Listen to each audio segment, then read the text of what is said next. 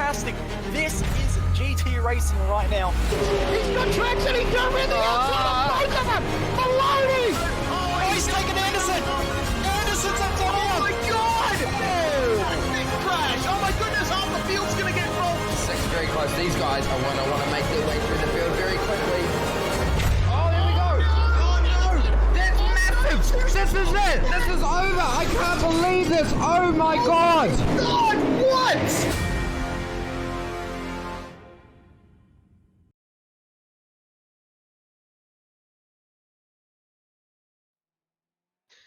The series has been filled to capacity. 50 entries for the season after what was a stunning curtain raiser in round 1 last week at Silverstone. Tonight, the Australian Turbo Touring Car Series visits Lime Rock Park, a sub 1 minute track with elevation change aplenty. It's a huge switch up in style from the long sweeping plains of Silverstone last week. Will we see any different drivers at the front as a result? Let's find out live on Simspeed TV on YouTube, Facebook, and on Twitch. Commentary from myself, Ryan Jones. Alongside me is Cameron Dance. Behind the scenes, Jay Kennedy on the cameras for us. And let's bring Cam into the conversation with some insight into a pint-sized 2.4 kilometre track. Yes, indeed. It's a very, very short track, actually, not all that long indeed. Like you said, it's only a very short 2.3 kilometre circuit. But while it looks simple, it's actually very, very difficult to get right because all the corners are so flowing and there's just so few overtaking opportunities. So qualifying is the biggest talking point when it comes to this track in any series, in any car. So it's all about just maximizing that one lap pace and making sure then that you can just basically hold off the guy behind you for the entirety of the race. Yeah, it certainly is. There's a couple of very tricky corners. The uphill, definitely one of those as the car almost leaves the ground going up and over that crest. Before we head in and have a look at qualifying, which is currently underway, we'll just quickly have a look at the championship standings after round 1. Only a short 6-week season, so really championship fight starts very early on, doesn't it? And it is looking like it's going to be a pretty competitive season because 3 points covering the top 3 with Hinz leading from Ferraris and Mitch Martin. You'll notice Jackson Susan Harlow is back in 7th place, 15 points drift. He copped a post-race penalty for incidents in race 2, so he's got a bit of ground to make up in the following season, in the following weeks. But with just 6 weeks on the cards here, you cannot afford to make a mistake, can you, Cam? Yeah, certainly not. In these short championships, you've really got to just make sure that you're finishing races and scoring points. You can't really afford a DNF because that's a huge loss of points. And as we've just seen in the championship points, the gaps between each position are so small that it's just a matter of making sure you do finish the race. Even if you end up last, you're still going to score points. So, yeah, it's going to be very, very interesting to see who actually comes out on top and what sort of champion we're going to end up crowning at the end of the season. Yeah, certainly. So qualifying is underway now. And you'll notice too, they have 3 laps today to put in their fastest lap time because it is such a short track. Series organisers have decided to allow them an extra lap just to get those tyres up to temp and pump in the best lap time possible. Most of the other tracks on the calendar will only see the 2 qualifying lap attempts. Jackson Harlow's coming through the final quarter now to complete what will be his first flying lap of the session, and that is not how you want to be doing it. So that's going to be an off track that will ruin both that lap and the run to begin the second lap. So his fastest time is going to have to come from his final attempt. Yeah, most certainly will. It's quite easy to do in these TCR cars, which are front-wheel drive as well. And with the way this track is, it's really about patience. I mean, like Jackson showed us there, it's very, very tempting and very easy to get on the throttle just a little too early and end up understeering off the circuit. So really making sure you're patient and timing when you apply that throttle, when you apply the brake and all that sort of stuff is really going to be key here with how much momentum you're going to have to keep on carrying around here. And especially with how tight this field is. I mean, it's a second between first and 20th. That's an absolutely mind-bogglingly close field at the moment. And then you go further down the field and it's still even more closer. So it's really going to be bumper-to-bumper traffic sort of stuff here. And it's going to really, really make race 2 interesting. As we've just had another person goes straight to pole, and Bailey Sweeney with a 53.772. That's a good lap there from Sweeney to knock Gorkroger off the top. Martin Turner also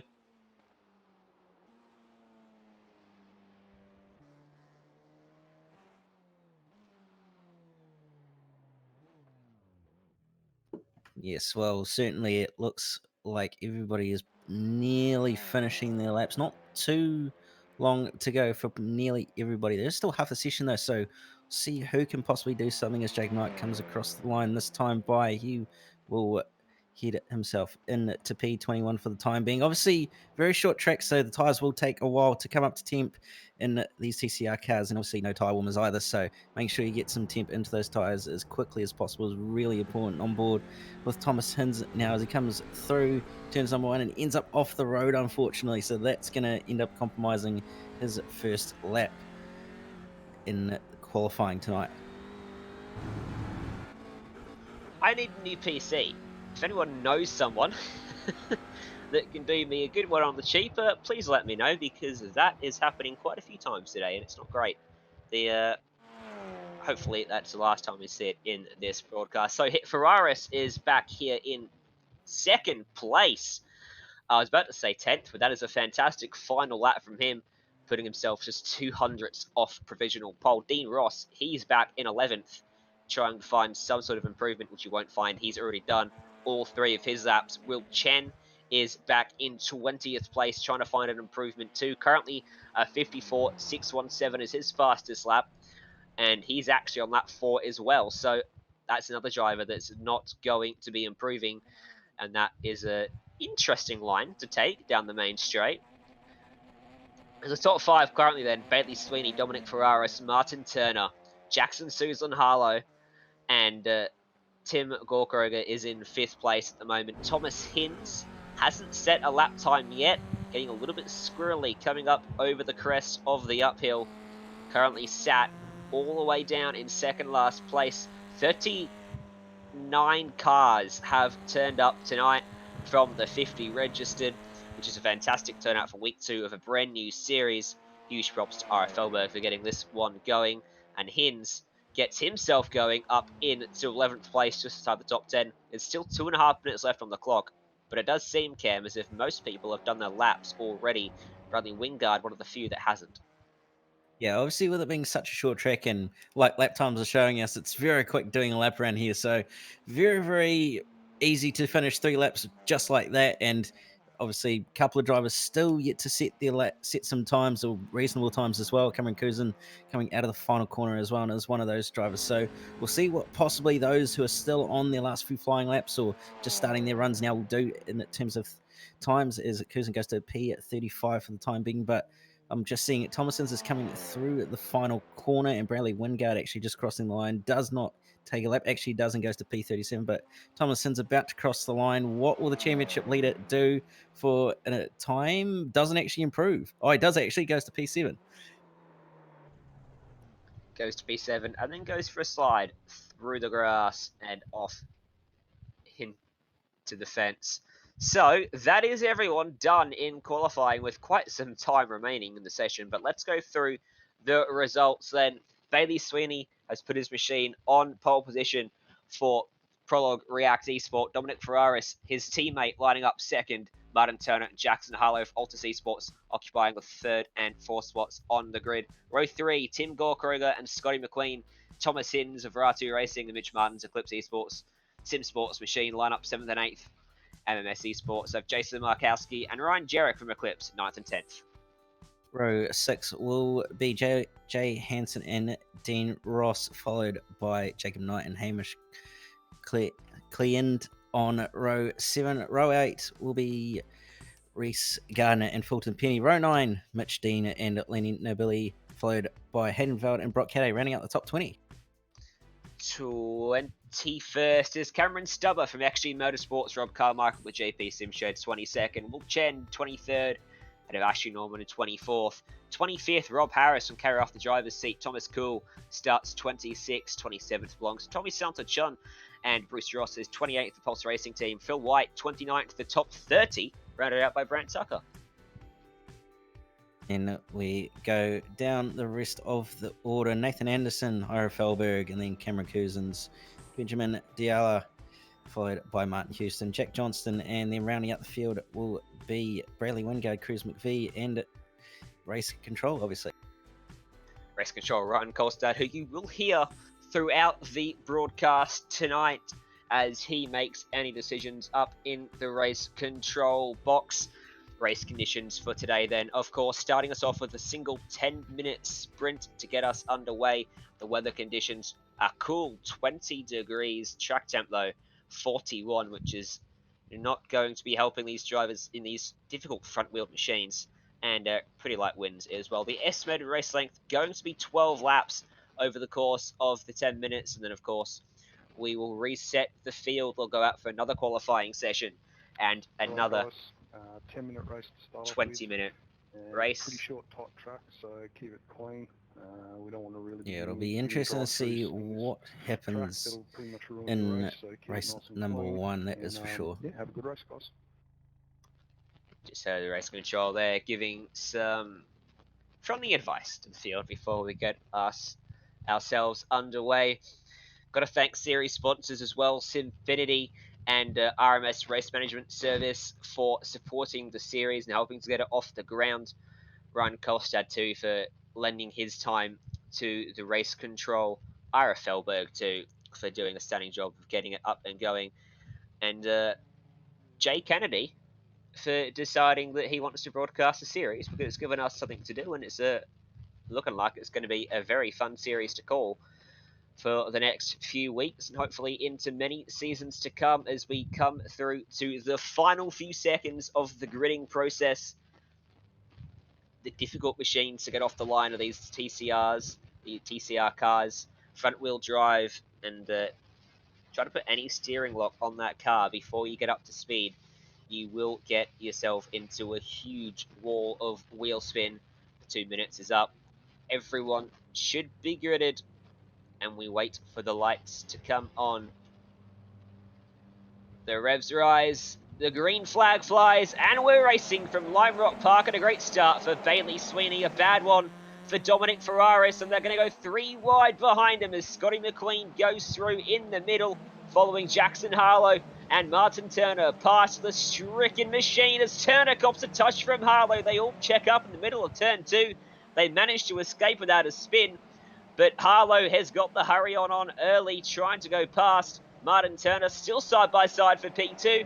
More contact being made, and Scotty McQueen's got nowhere to go to get by these two. They're going to want to sort themselves out for the uphill corner. It's not a double file corner, and Turner wipes across the back bumper of Harlow. Yeah, it was very, very close for Harlow. Nearly ended up having contact there, but just so good racing so far off the start. A couple of drivers as well further back, just bumping and barging, trying to make some moves. But regardless, good start at the front for Bailey Sweeney, and not actually that good of a start for Dominic Ferraris as well. He's lost a couple of positions and is currently heading down the front straight, trying to outpace the Eclipse car on the inside, and is going to possibly be left to hang out to dry by, I believe that's Tim Gok-Roger. He's still going to try and hold on to it, and he's going to have the inside for none other than the left-hander. But he's managed to get it done in the meantime to hold on to that position. Scott McQueen as well found his way past Martin Turner. In the background, Reese Gardner has found the grass, proving that commentators can in fact not drive. Dean Ross has as well found the grass in a similar spot. Let's get a motor simulation replay up on screen, see what's happened to these two. Dean Ross buried in the field, and contact from the XG Motorsports machine. It seemed like that XG driver thought he was clear. In the ensuing stack up, Reese Gardner as well got deposited off the track. As we head back to live pictures, Thomas Hiddens just found himself off in the weeds coming down the main straight. Had to jump on the defensive line from Mitch Martin, who's found the inside and running wide and spinning back out in front of both those drivers, somehow saving it. It was, I believe it was Dominic Ferraris. The 024 has a drive-through for a collision, and that is Jacob Knight, who is further down the field. That was a fantastic save cam from Dominic Ferraris. that could have been a big crash there, and it's still going on back in the pack here. Yeah, there's still drivers fighting on, and we've just had a massive incident over the top of the rise. Two drivers, multiple drivers actually in the fence by the looks of it. Not quite actually sure what happened there, but looks like possibly a matter of just losing it over the rise, and that's a massive impact. It is. Let's have a look at what's happened here then. This is Mitch Dean for Chicken Up Racing, back in 12th place at the time. He's gone in quite deep to the uphill corner, and it was actually the car behind him who got a fantastic run, and oh, another car involved there too. And that is a bit of an unfortunate incident, and just a case of two cars trying to find the same spot on the track. This is Cameron Cousins, who had another incident. This was into turn one, way too deep into that corner, and taking an innocent bystander with him. I think that was Ira Felberg getting involved in that one through no fault of his own. Out front, Bailey Sweeney's jumped out to over a second advantage from Jackson Susan Harlow. Third place, Scotty McQueen, Martin Turner, Tim Grakoga, Mitch Martin, and then this battle pack of Dominic Ferraris, Thomas Hins. Sorry, just lost the picture there. Thomas Hins, Jay Hansen, and Ryan Jarrett as well, all in this little pack, and this is quite a feisty little group of cars here, Cam. Yeah, it certainly is. They're all line astern at the moment, with obviously Ferraris leading this little train of cars. Thomason's not too far behind, and see your championship leader after round one. He'll definitely be trying to score some decent points in this race, although Jackson Susan Harlow currently in P2, who is second in the championship, so probably going to be in Harlow's favour at this stage for this round. But at the moment, this little battle is really exciting, and it's just going to take one small mistake from one of the drivers. But at the moment, Scotty McQueen really hunting down Harlow now. It is. I just went back and had a look at that crash that we saw up at the uphill section. It was Jason Markowski and Hayden Veld, the other two cars involved in that incident. And it was actually Mitch Dean, that car on the outside. Markowski, the innocent bystander on that one. And Veld was left with nowhere to go, as we saw. So, we look back to the main straight as Jack Johnstone is going 3 wide with Fulton Penny down on the inside, trying to force the issue. Be careful, this one gets past one, can't get by the other, and firing off into the grass is Dean Ross. Yeah, just ending up going for a little bit of an excursion there. We'll get a replay of it as well.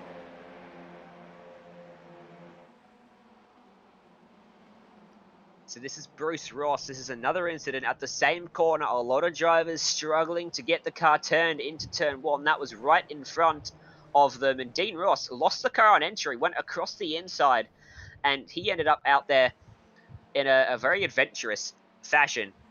Gathers up machine up. Luckily, there's a lot of runoff out there, and drivers are able to gather the cars up without finding the fence, but it does cost you a ton of time. We head back to this battle for 9th place. Ryan Jarrett is putting the heat to the back of Thomas Hins at the moment, who doesn't seem to have the same pace he had last time out at Silverstone. Of course, two wildly different tracks. And as you would expect, some different drivers showing some pace as a result. Yeah, it's certainly not a track a lot of drivers obviously drive a lot often. Probably it's obviously a rookie track, so we've all driven it at some point in our iRacing career. But yeah, it's one of those tracks that really isn't too ideal. As Ryan Jarrett off the road on the grass.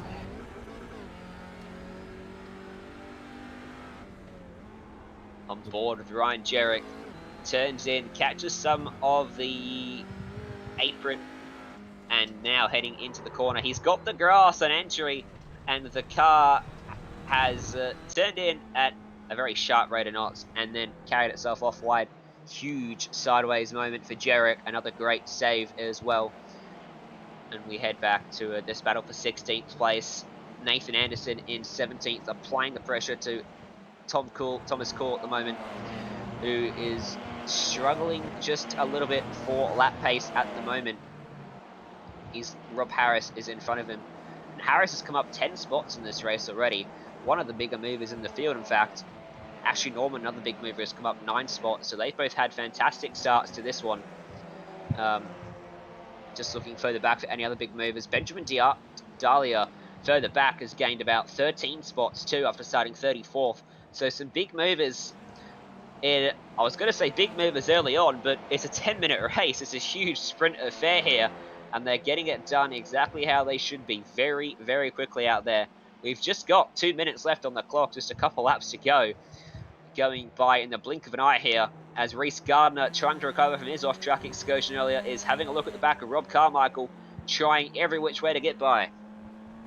Yeah, he certainly is trying to recover after that contact earlier on, and he's not doing too bad all over the back end of that JP Sim Shed car at the moment, but not quite able to find a way past. Obviously, like we talked about, really tricky track to pass on. You really got to make sure you get the momentum right out of the corner to get your hopes up into the corners in turn one. But at the moment, it's on for the lead between Jackson Susan Harlow and Bailey Sweeney, and Harlow's taken a massive chunk out of that gap that he had earlier on, and Scotty McQueen is right there as well. It is, and these are three McQueen and Harlow are two quite aggressive drivers. Can't say I've actually seen too much of Bailey Sweeney. Certainly not in races that I've raced in or commentated on. So it's good to see him at the front here.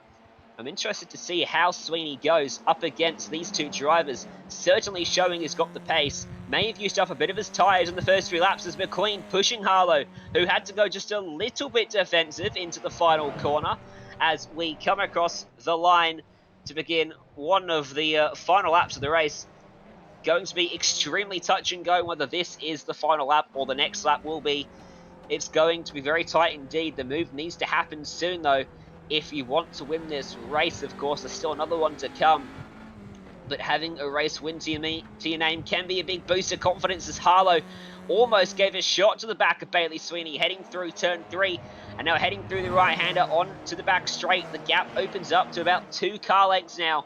Sweeney's doing just about enough. It's a very difficult track to overtake, and that is proving to be beneficial now as Harlow gets into the grass, coming through the uphill, and now heading down into the west bend and into the downhill corner. Going to be very touch and go on the final lap. I think they're going to get one more shot, though, to head around this 2.4 kilometre circuit as they head down the main straight, and they will get one more lap then. And it's Bailey Sweeney from Harlow and Scott McQueen showing the nose into turn 1, but Harlow, a stout defense, no room through. Will he close up again through turn 3?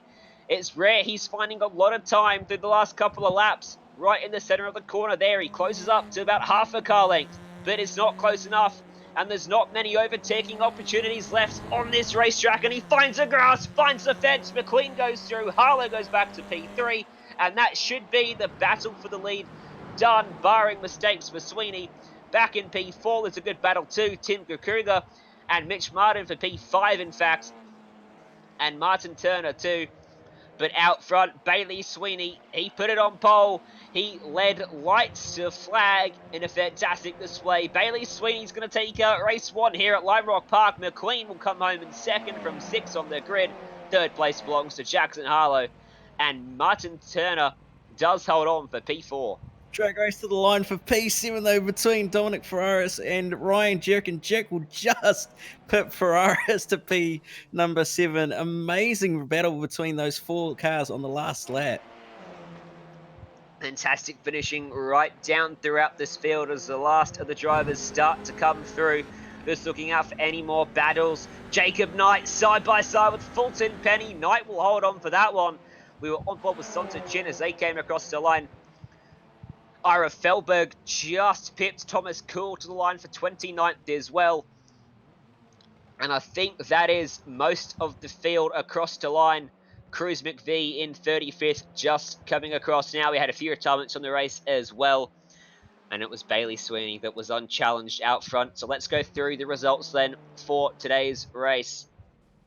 It was Bailey Sweeney who took that victory, as we saw Scotty McQueen second place in the end after an opportunistic move on Harlow's mistake, who finished in third. Martin Turner held on for P4 with Tim Krakoga finishing in 5th, right where he started. Mitch Martin and Ryan Jarek, the Eclipse Sim Sports teammates, finishing in 6th and 7th. Dominic Ferraris just missing out the gap, 9 thousandths of a second between Jarek and Ferraris at the line. Jay Hansen finishing in 9th, and Thomas Hinz 10th place.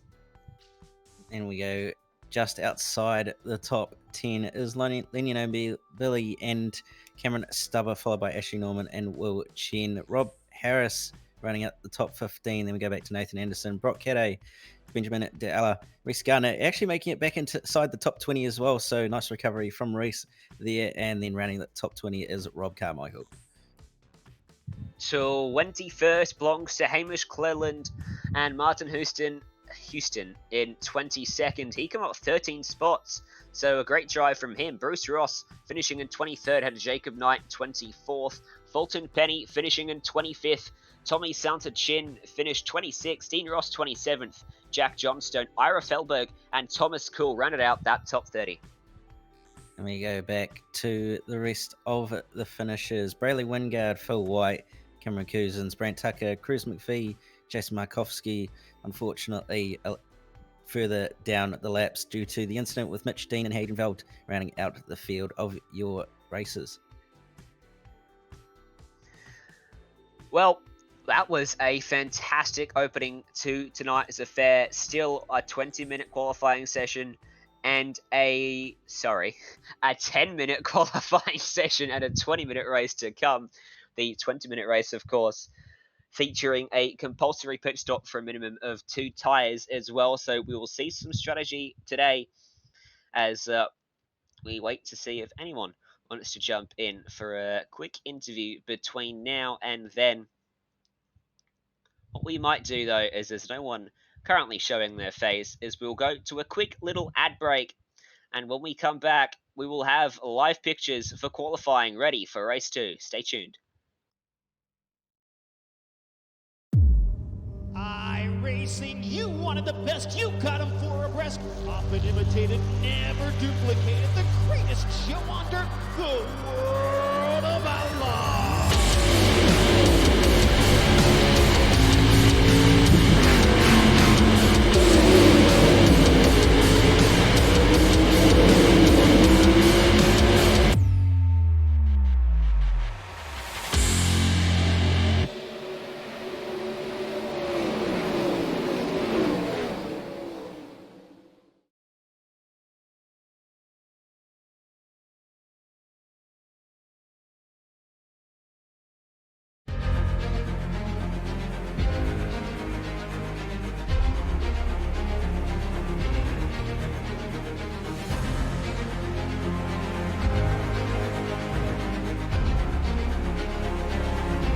Fantastic.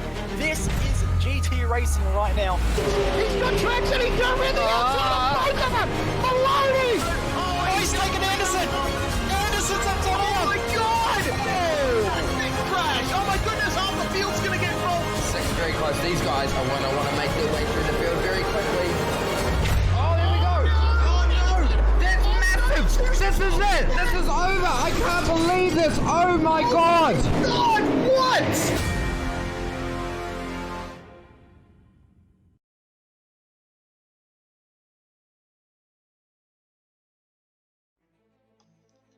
Welcome back. The session has gone up and we are all in the process of loading into it to just get through the short practice session to allow everyone to jump in, and then we'll head straight into that 10-minute qualifying session. Cam, we just saw a fantastic race, completely different style to what you saw at Silverstone, but at Lime Rock Park, sub 1 minute lap time, no real overtaking opportunities. It still puts on a fantastic show. It certainly does, and it also punishes those who make mistakes really, really hard. I mean, we saw Harlow end up losing that race because of the fact that he ended up going off track in the second to last corner. So it's really all about just minimizing those mistakes and making sure that you're getting in nice, clean, consistent laps all the time, and you're able to put the pressure on the guy ahead, because you don't know when he's going to make a mistake. And if there isn't really any sort of passing opportunity, that's only pretty much the only way you're going to be able to get past him is if he makes a mistake. So yeah, it's going to be interesting to see what happens in race 2. Obviously we've got a pit stop in this one as well, so really going to mix it up, and strategy from what we've heard is probably going to be to try and pit as early as you possibly can to get those tires nice and warm for later in the race, and then also get out of traffic. But at the same time, that's really going to come down to where you are in on track. And another thing is because it's such a short lap, we could see cars going a lap down when they pit as well. So really going to be all about making sure that you don't end up getting caught up in traffic when you do pit if you get lapped, and also making sure that you don't pit too late so that your tires aren't warm enough. Yeah, it's an interesting one. If you're at the front and you pit early, you're going to end up in the traffic of the guys at the back of the pack. If you're at the back of the pack and you pit early, you're going to end up in the traffic of the guys at the front coming around to lap you. If you're in the middle of the pack, you might actually be in the best position, strategy-wise, to pit, come out in some clean air, and pump in some lap times and gain a few positions that way. But it will definitely be interesting to see just which way drivers opt to go in terms of undercutting, overcutting, or just trying to split the race right down the middle in terms of lap time, well, sorry, strategy and pit stops. But I don't expect any drivers to take more than the minimum 2 tyres.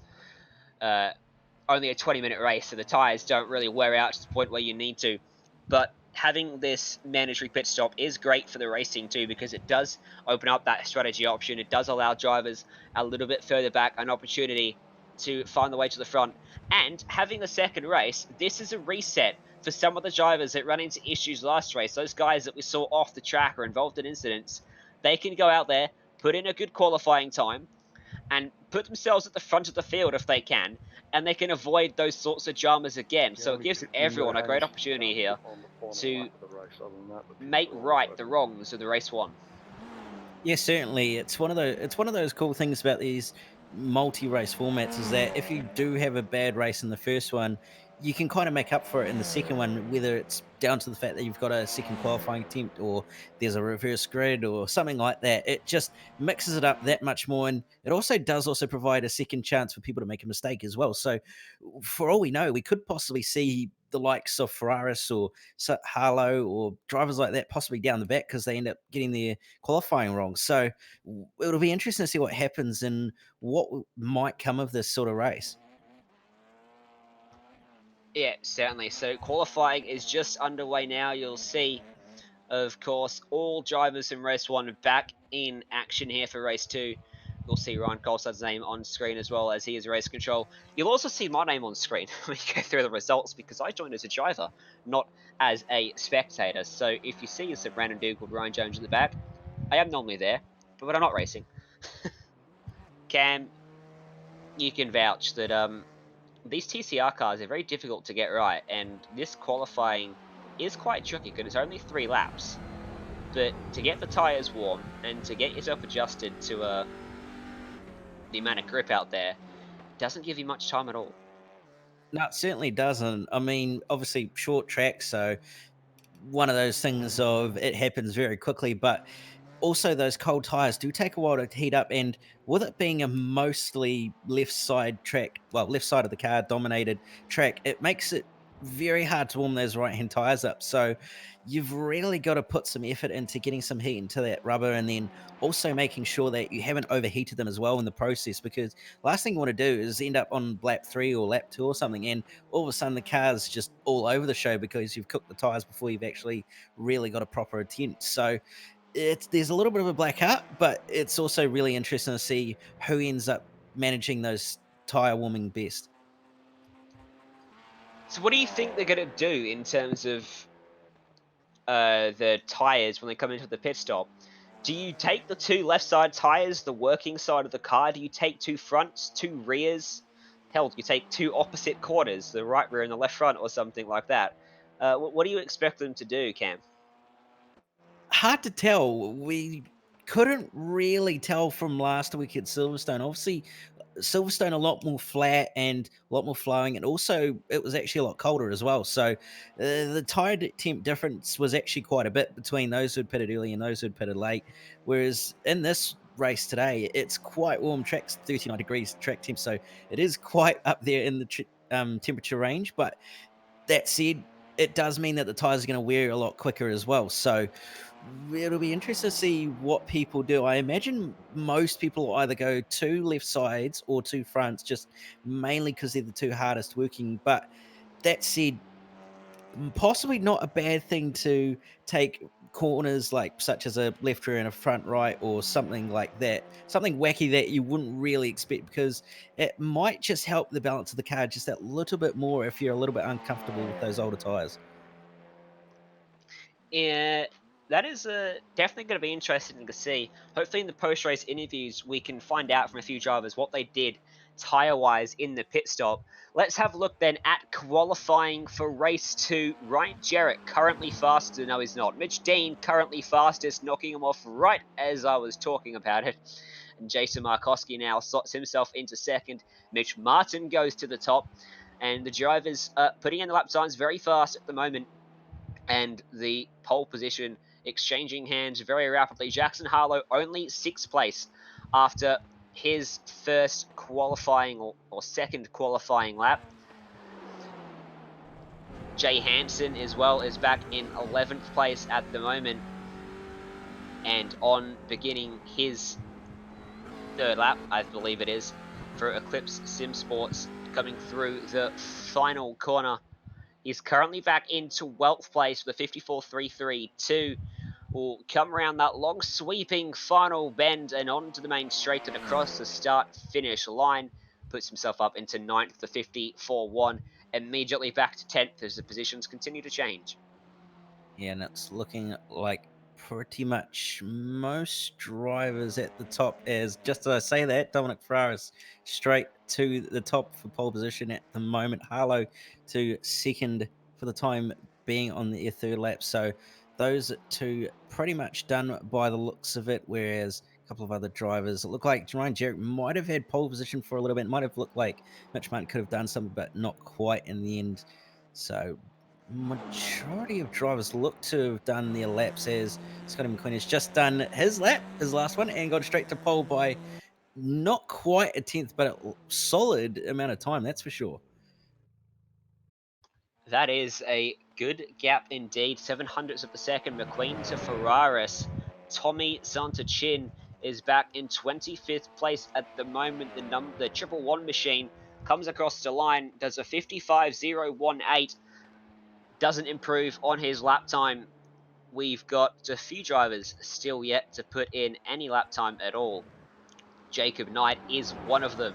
So what can the 024 do? He was back in about 25th place at the conclusion of race 1. Might have gotten off track there. He was certainly very close to running over the grass, coming through the uphill. He'll come through now the final corner to complete his first lap. Try to keep it on the grippy stuff there and just keep it off the grass, which is a good job of. Will come across the line with a 54.399, puts himself up into 19th place. Martin Houston as well, looking to set his first lap time. Yeah, and so is Cruz McPhee. They're actually pretty much both on the same bit of racetrack at the moment, so we'll see where they both end up. Cruz McPhee currently actually not setting a lap time at that time by, but Martin Houston going to 34th with a 55.731. So we'll see whether those two can improve on their times or whether they're not going to. Bradley Wingard, currently 36, did find an improvement according to that screen, but hasn't moved up. Yes, he has. Sorry. So he moves up with a 55.167 into 33rd place. Thomas Cool in 28th at the moment with a 54.794. This is his third lap of qualifying. Can he find any improvement? 54.583 goes to 23rd. So finds a little bit. While we've got not many drivers still completing their qualifying, I'll just touch on some of the stewage report, the post-race penalties from round 1. For race 1, Jason Markowski was given a 25-second post-race penalty for contact with Will Chan on lap 1. Scott McLean also handed 25 seconds for an unsafe re-entry causing a collision. In race 2, Jackson Harlow was given that 25-second post-race penalty for contact with Ryan Jarrett on the final lap, as we briefly talked about through the championship standings earlier on, and only the 3 penalties from round 1, so relatively clean round. Jacob Knight not having a relatively clean run down the main straight on the grass, both sides of the track, and that will not be an improvement. Don't even need to look at the lap times to find that one out. Cruz McVee still hasn't got a lap time. Can he find one here? Yeah, it'll be interesting to see whether he can or not. Actually, he has done 3 laps and hasn't ended up seeing a lap time, which is quite interesting to see. Martin Houston also completes his last lap and doesn't improve either. So looks like everyone has finished their laps, I believe, would be the case by the looks of it. Yeah, it would seem that way. Will Chen hasn't set a lap time yet. Just came out of the pit lane. Don't know whether he's got any time left to do his lap. Brent Tucker is back in 32nd place at the moment, 55.141. This is not going... It is going to be an improvement, but he's already done his 3 laps, so he won't move up the timing screens anymore.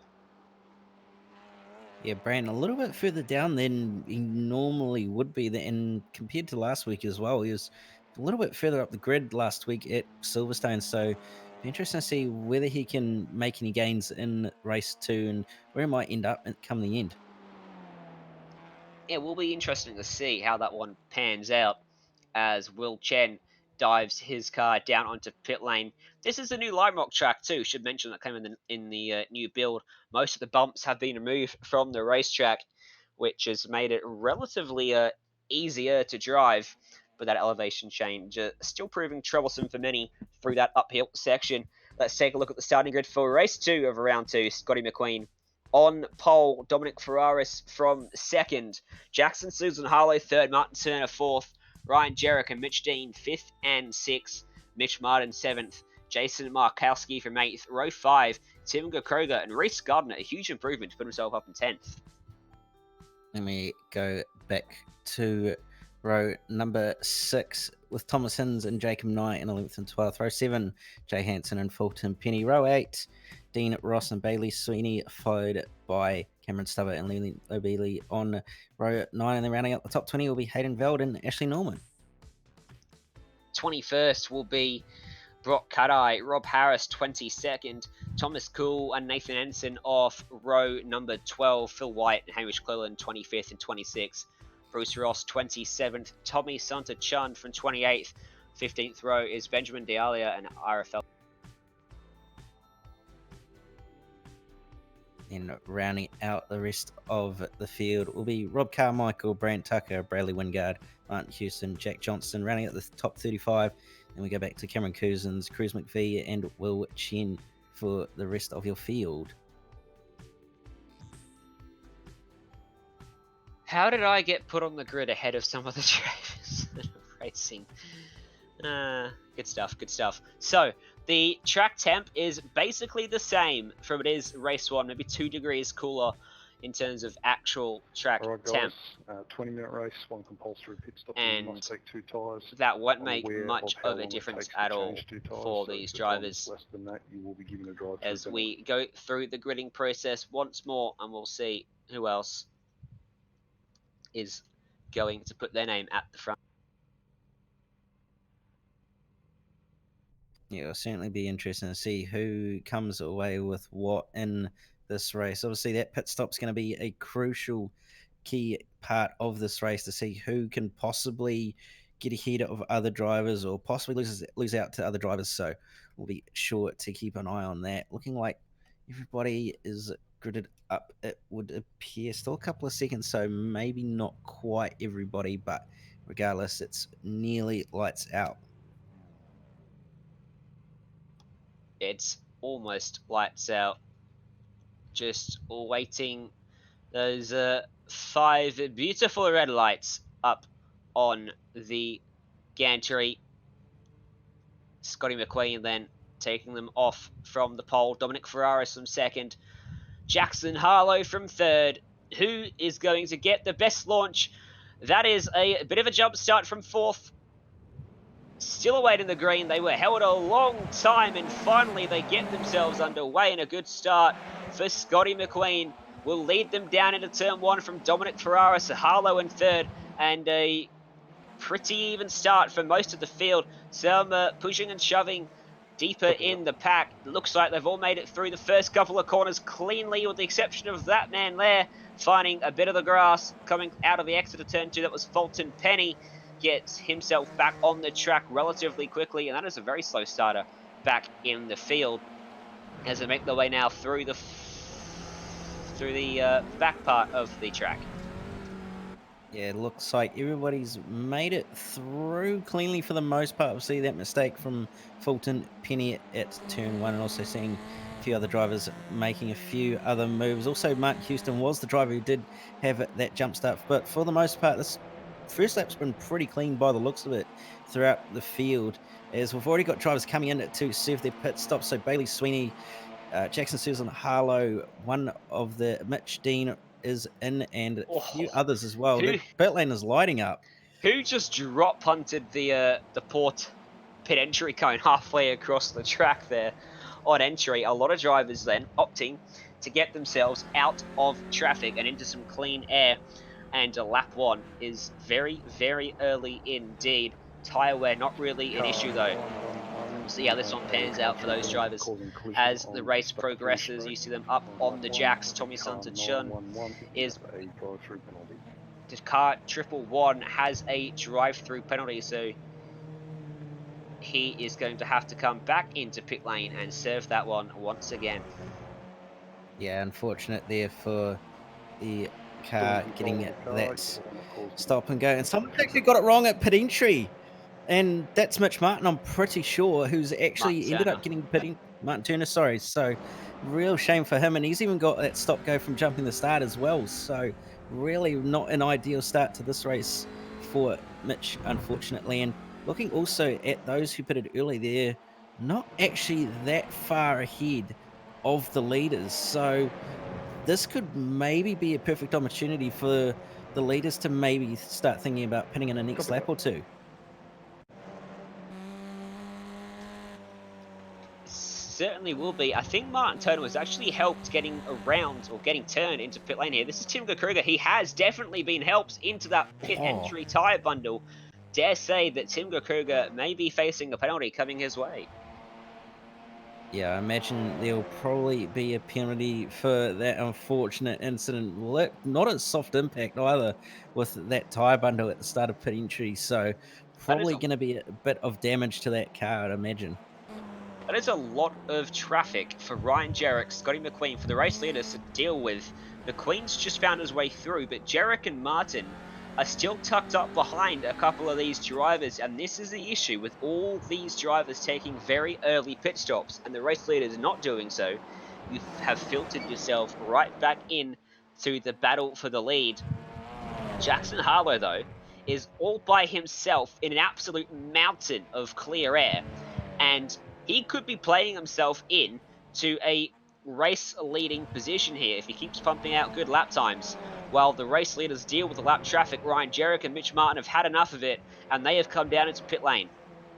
Yeah, they most certainly have. They've realised that they're going to be held up way too much and just decided get into pit lane and get the tyre change done and get some clean air. So Jackson Susan Harlow probably actually going to be the winner out of this all because he's just got a completely clear track around him at the moment. So will be quite intriguing to see, like you said, where he's going to come out in relation to the likes of Scotty McQueen and those drivers up the front at the moment when they do end up pitting.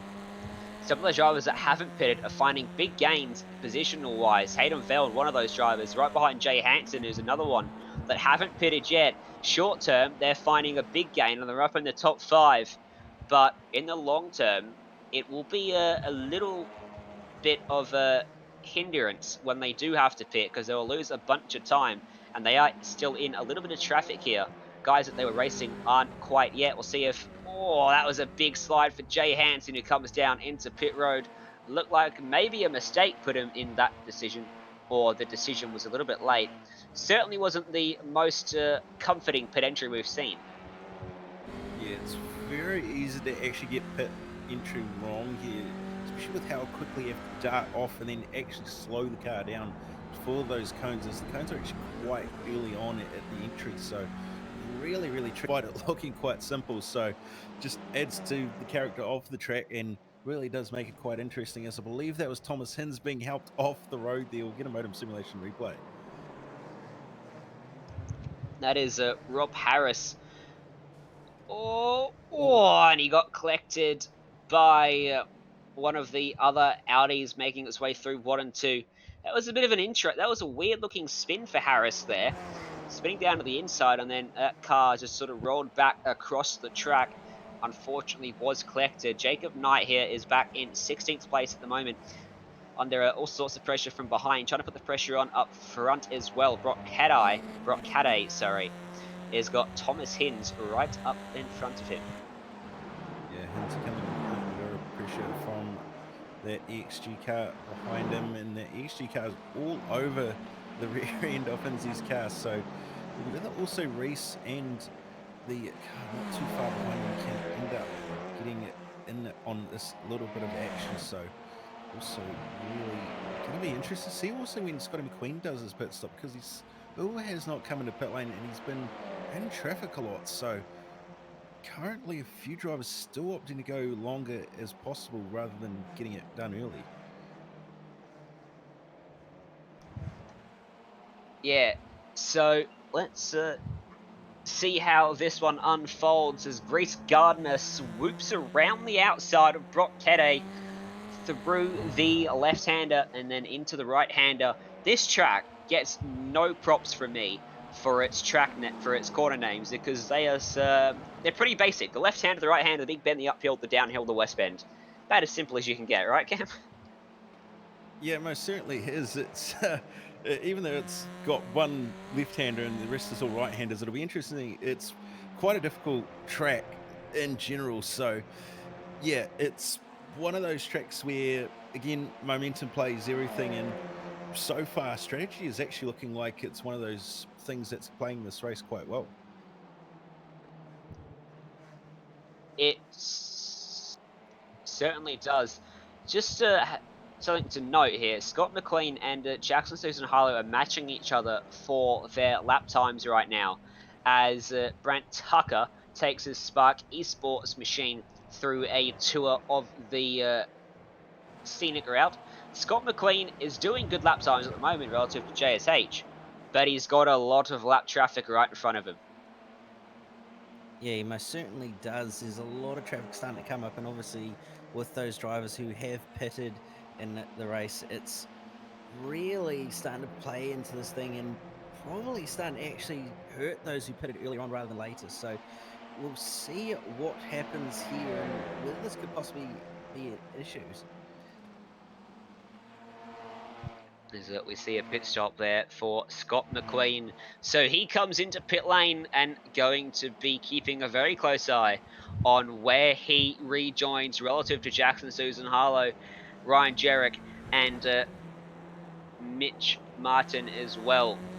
So we are just watching some of the other drivers that pitted earlier. Hayden Veld making his way through past Jason Okoski. He's actually found a bit of a gain from his gamble of staying out later there, and has gained, I think, about 6 spots off the start, as that's a big dive at the back. Was that Brock Cadday? It was, yeah, Brock Cadday going down the inside of Bailey Sweeney.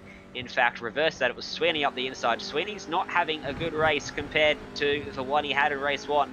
Found himself buried all the way back in the pack.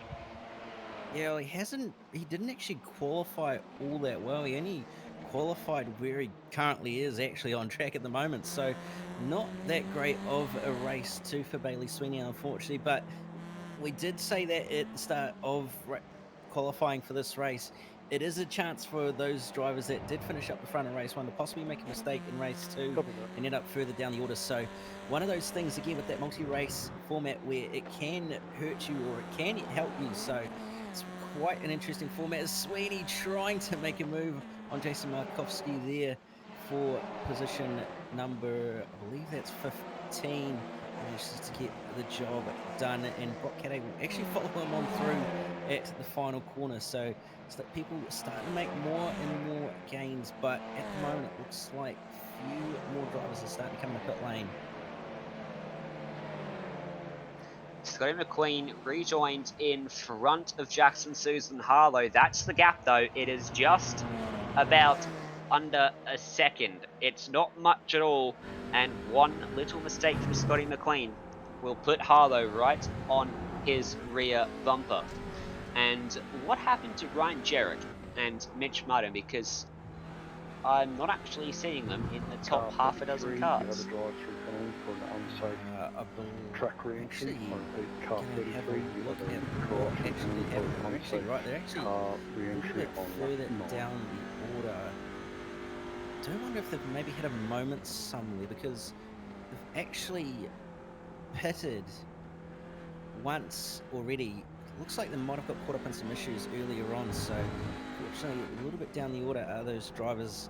And that was one of the things as well. Pitting early may hurt you, may not, and clearly seen it there that it does. It has in fact actually hurt people, so really interesting to see. But at the moment, battle for the lead going on is Harlow's actually in second at the moment, right on the tail of Scotty McQueen, and Bradley Wingard appears to be the last driver to yet to make their pit stop, and Thomas Hin's currently in P3. So this championship battle is actually really starting to get Copy that. quite close with how these races have been so far in these first two rounds.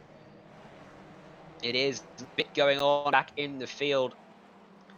We'll get a motor simulation replay up of what's just unfolded here. This is Ashley Norman in amongst this mess of cars.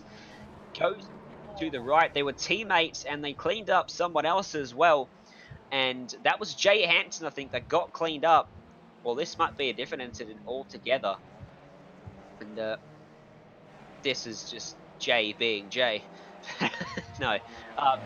Staying on replay because something else has happened. Scotty McQueen leads the race into turn number 1. Car 10, Jackson you have a Susan drive-through Harlow comes penalty through. causing collision on Not lap quite 12. there I at repeat, least. car I'm assuming 10, this is you going to have a be a drive-through change for the penalty lead. causing collision on lap We are 12. continuing to watch McQueen through the left-hander. A mistake must be forthcoming, or a bold move from Jackson Susan Harlow. He uses the door, uses a bit of a bump and run. Side-by-side contact. It was a very bold maneuver, but he finds himself now in the lead of the race. And I imagine probably the championship lead as well at this point, although Thomason's currently sitting in a comfortable third position at the moment, as I've also just seen Bradley Wingard in the pits. But there's also quite a gaggle of cars that are going on at the moment, from pretty much 5th place all the way down to about 11th. So quite a good little battle going on for this final top 5 position, and all it's going to take is one little mistake from Cameron Stubber, and it's going to be all over for him. He's got Dean Ross all over the back of his bumper, and then Reese Gardner all over the back end of Ross's bumper. So it's a This long lead, train, this one. but for the lead, McQueen tried the outside of the final corner, couldn't find the route through. Now Harlow's having to go defensive down the main straight, side by side for the lead of the race, with just over 5 minutes to go in this one. McQueen trying the long way through 1 and 2, the big bend, won't find it there. Got a great run off the exit though, and the inside being covered well by Jackson Susan Harlow here. Two very stout drivers. They know how to get it done, both attacking wise and defensively. Scotty McQueen is not going to give this one up without a fight, and neither is Jackson Harlow. Yeah. Listen, the Stubbers had a moment, and Dominic Ferraris is involved as well. Looked like it all kicked off at turn 1 when Reese Gardner tried to make a move up the inside of Stubber and just ended up making a bit of contact with him. So all sorts has gone in that little pack in a matter of seconds. So that pack has been pretty much split up and really reshuffled a lot, as Reese Gardner's pretty much the big winner out of that, and so is Dean Ross. Yeah, it certainly is, and it's just a 3-car battle, that one now for P7. It's still Harlow then as they make their way through turn number 3. 5 minutes, 23 seconds on the clock. Should be about 5 or 6 laps in terms of that distance. So you see in the distance a couple of lapped cars. Harlow's going a bit defensive, almost moved back over in front of Scotty McQueen there.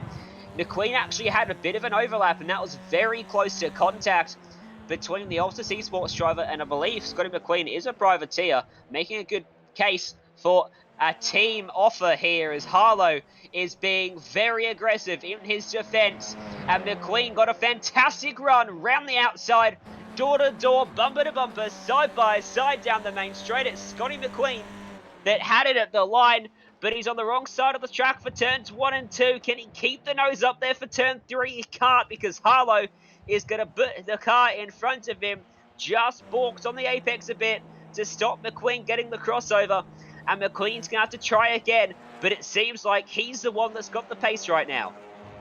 Yeah, it certainly does. There's not a lot in it, but there's definitely an advantage there. Is now McQueen going to try around the outside it's contact! again? Oh, A bit of little bit of bumping. contact, but McQueen holds onto it, a bit of a slide, and now Harlow's got a little bit of breathing room for a couple corners at least. Yeah, he certainly does, although he's off the road again at the second to last corner. That's not what you want to be doing in these cars, especially with how easy it is to end up catching back up after mistakes. So McQueen really putting on the pressure here to try and get Harlow to force Harlow into a mistake. There's not a lot of time left in this race. Only a couple of minutes, just over 3.5 minutes at the moment. It's currently on screen, teammates going at it, but the battle just behind for, believe it, that is P number 7 between Bailey Sweeney and Hayden Veld is definitely going on at the moment. This little battle was quite a big train, but unfortunately got broken up after that incident between Ferraris and Stubber. So this little 3-car train now definitely pressuring each other, that's for sure. And Veld's going to want to get this move done quickly, because Jason Markowski is starting to close back up onto his rear bumper now, turning it into a 3-car battle very shortly indeed. Side by side for the lead of the race, Scotty McQueen skies through on the inside, takes the lead away, but Harlow's got the better run. Harlow's going to be driven all the way down to the white line. He's going to have to try to go the long way around. Through 1 and 2, just a couple of laps left to go, and this one he turns in too early, and there's contact between the pair of them. So they both escape unharmed, but a little bit of a hairy moment there for the two race leaders. Scott McQueen leads them once more now, and Harlow is going to have to get by once again. Yeah, these two currently trading places lap after lap at the moment. It's just, you don't know when they're going to do it, and it's just happening nearly every lap. There's, I'd say, probably about 3 or so laps to go in this race, because there's not a lot of time left, and it's going to be all on between these two at the front. They're just constantly rubbing panels with each other and constantly making moves. If there's anyone who's doing a great display of making sure that you can pass at Lime Rock Park, it's definitely these two, that's for sure. There's a good battle going on as well for P3 between... You know what? Ignore that. It was one of the laps cars, in fact, just getting in the way of Thomas Hinz.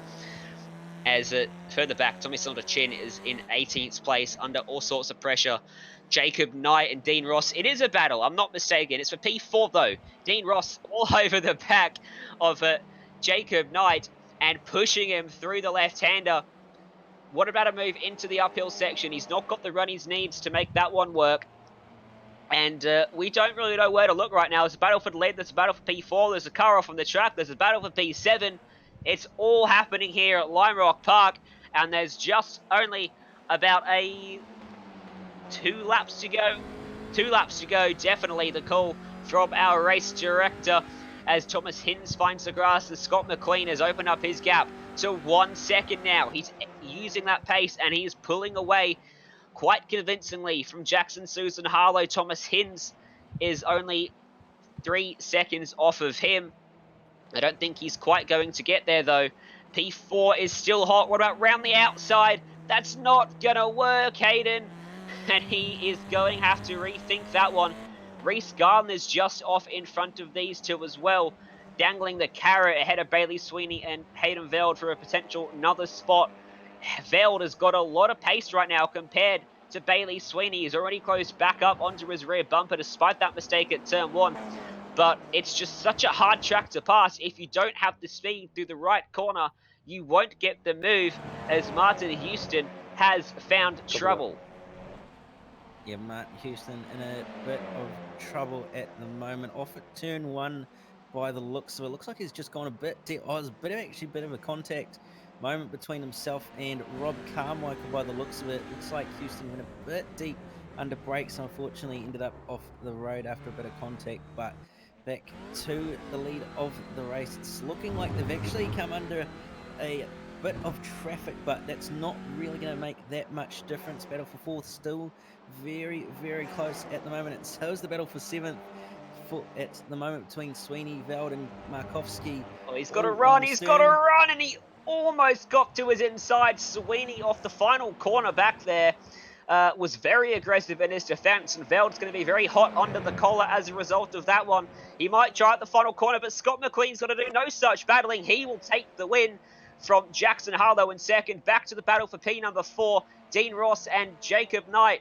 Jacob Knight will hold him off. Let's go back to P7 then. Reese Gardner, Hayden Vell's got alongside Bailey Sweeney, but the run's not going to be enough. Sweeney will hold on.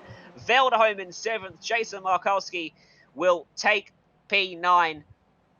And a great battle to the end between those 3 drivers. The rest of the field filtering across the start-finish line. Bumper to bumper, Ryan Jarrett and Hamish Cleland. The mystery of what happened to Ryan Jarrett as he was fighting for the race lead before the pit stops.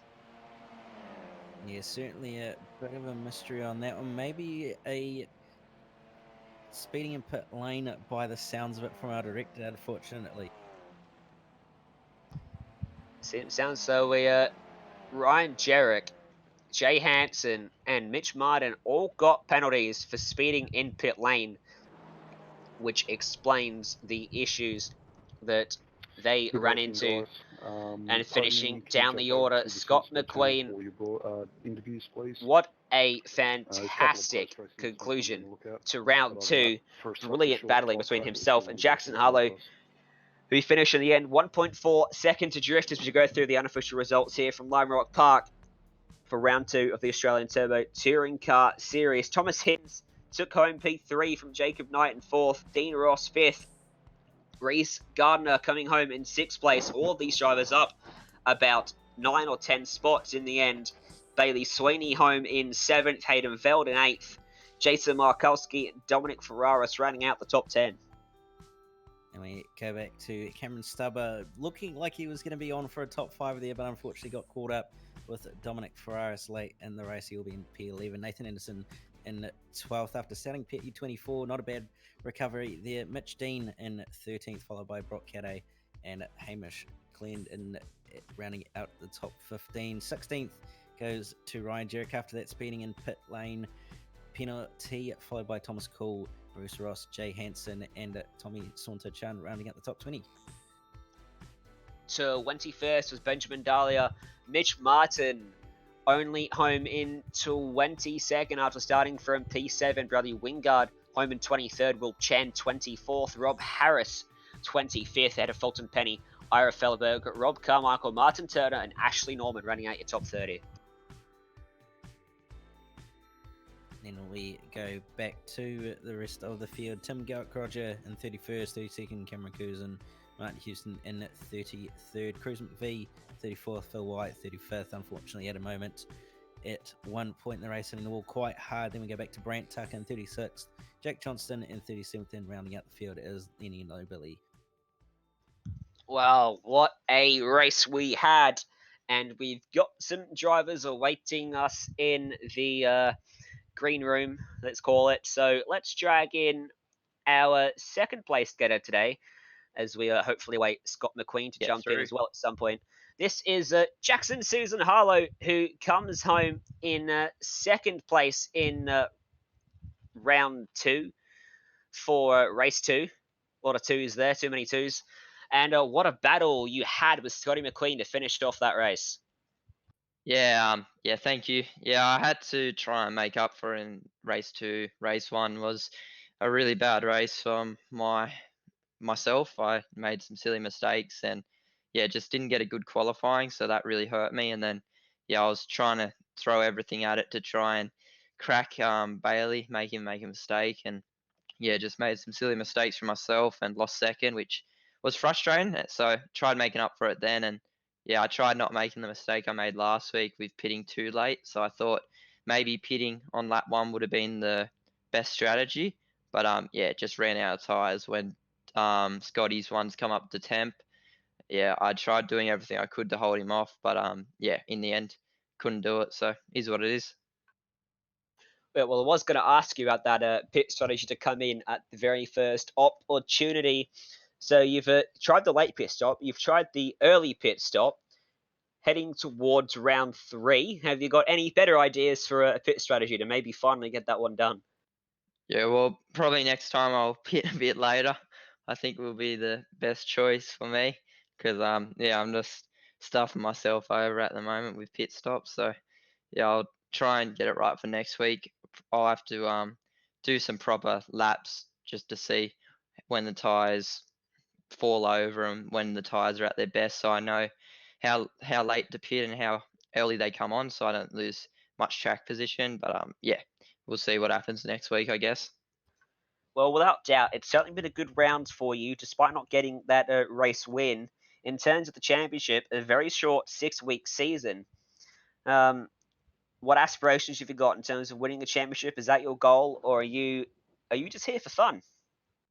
Honestly, just here for fun. Like yeah, I'd just been joining. I saw it up tonight and thought I'll come in, have some fun. But obviously, I still want to win as many races as I can. And yeah, tonight both races I stuffed up both myself. So yeah, should have had probably 2 better results. But yeah, unfortunately, qualifying means a lot around this track, and I didn't nail qualifying, so that really hurt me. But I'll learn from it and get it right for next week.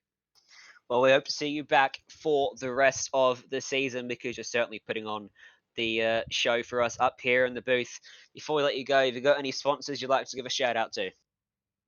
Yeah, just all the old Sea Sport guys. Yeah, just all of them. Shout out to Dominic Ferraris as well. We were in a Discord while we were racing, and we both were having some muck arounds with each other. And yeah, he had a bad race, so yeah, we both had not the ideal night. So yeah, hopefully we both can have a better week next week and have some more fun.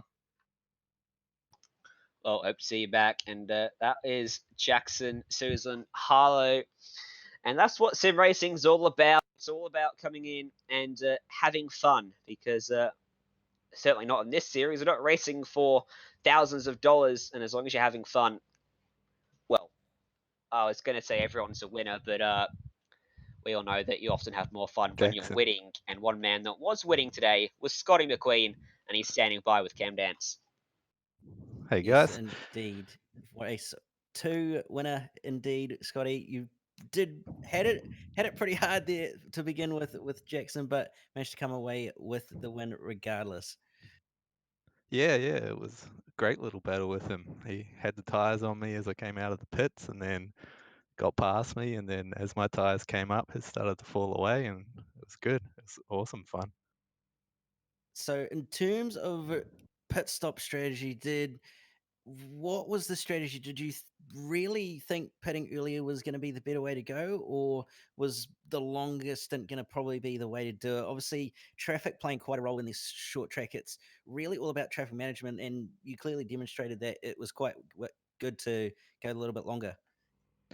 Yeah, I'd sort of committed to the longer run just based on my setup. I sort of knew I wouldn't have the tires if I pitted early, so I didn't really have a choice. And I was a bit worried when I saw all the traffic coming out of the pits. I didn't think I was going to be able to hold hold off second place. I thought they might get the jump on me.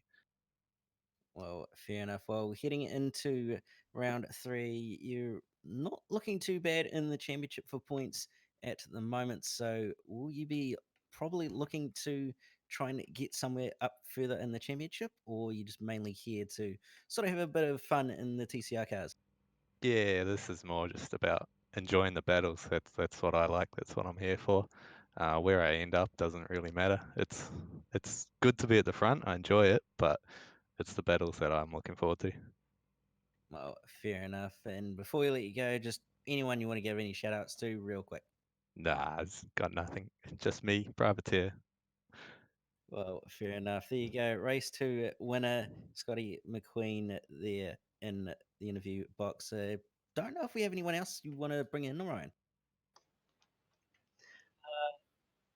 Let's grab in Thomas Hins.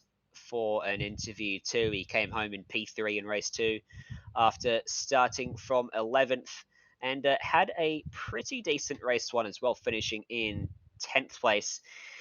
Hinsey, I'm going to call you Hinsey. Good job today, mate. You picked up a podium there in the feature race, and you almost win a land of your own, 4.6 off the lead, 6 seconds ahead of the guys behind you.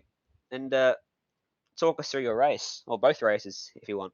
Yeah. Well, race one was interesting because, yeah. Well, so actually, one thing that I'm pretty proud of is that I managed to get a good start in both races. So it seems like I've kind of figured out how to start these things.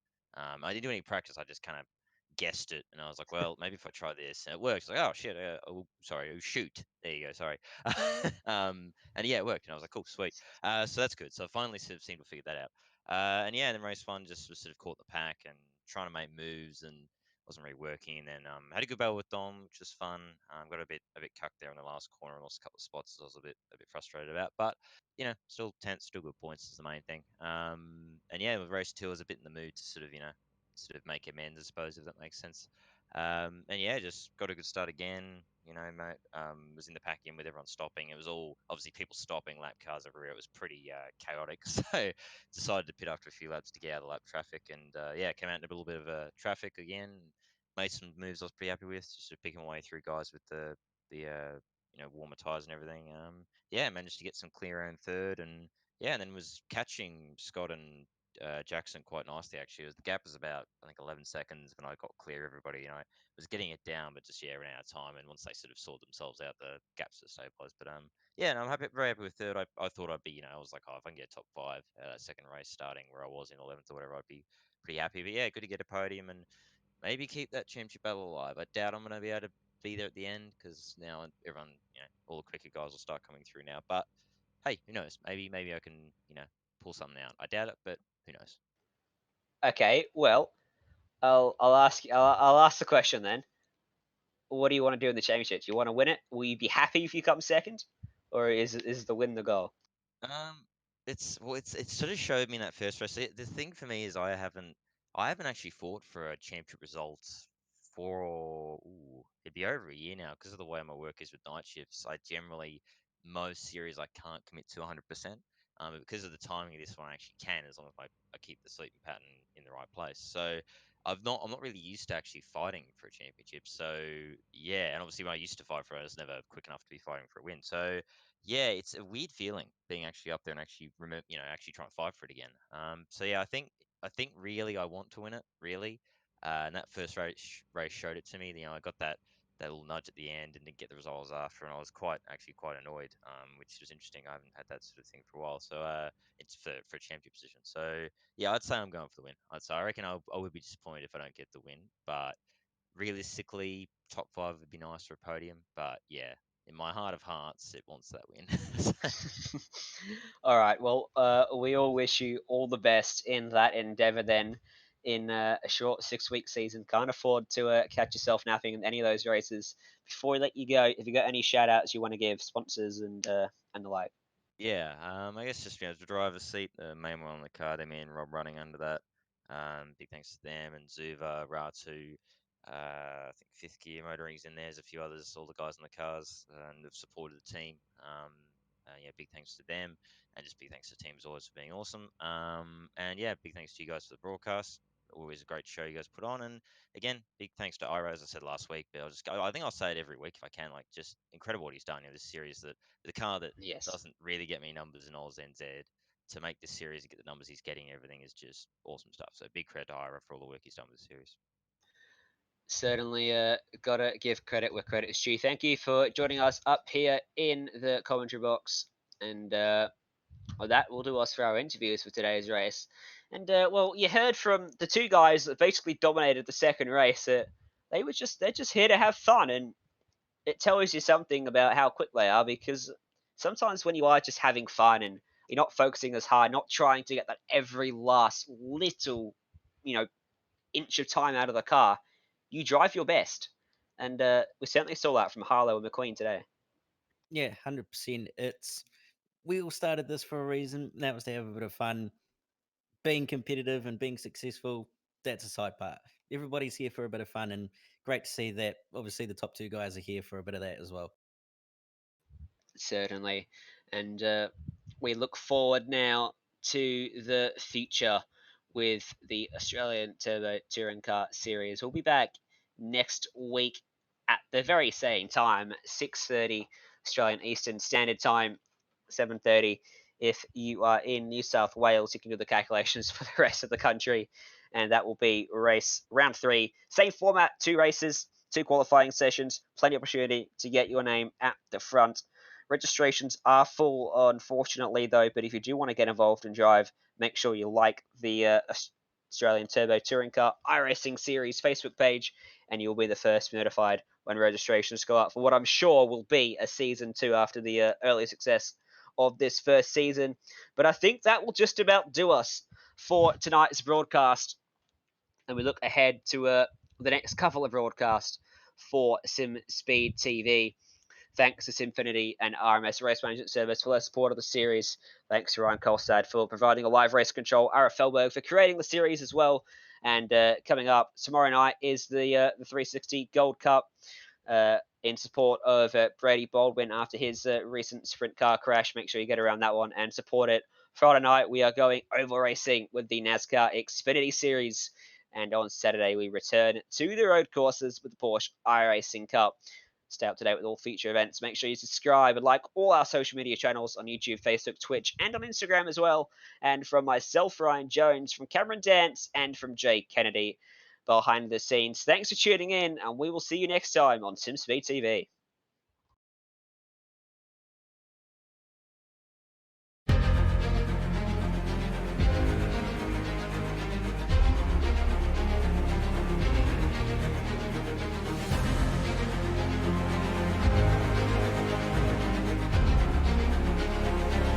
This is fantastic.